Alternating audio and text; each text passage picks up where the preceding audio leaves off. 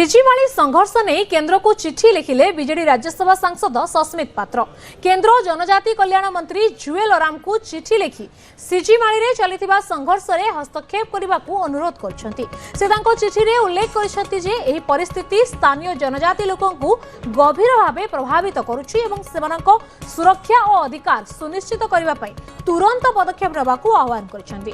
तेबे bauxite project को नहीं सठिक भाव में ग्राम सभा करा जाय नथिबा से चिठी रे उल्लेख करछंती। जो प्रकार भाव में आम आदिवासी भाई भौणी मानू ए प्रकार अत्याचार रू प्रोटेक्शन दिया जिबा कथा फ्रॉम पुलिस एक्शन सेना अभी पर्यंत देखा मिलला नहीं।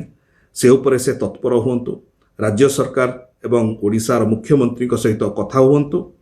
द्वितीय ग्राम सभा गुड़िक जो कह जाउछि कि से बक्साइट प्रोजेक्ट पाई ग्राम सभा गुड़िक उचित भाव में हेई नथिला एवं कोनोसी जगार आदिवासी भाई भौणी मानकर जो मूल इच्छा थिला कि सेठी न हो बोली ताकू उपेक्षा करी जबरदस्ती करा जायथिला किंबा पेशा आईन एवं फॉरेस्ट राइट्स एक्ट रो उल्लंघन मध्य होईची बोली जहां सुना जाउची।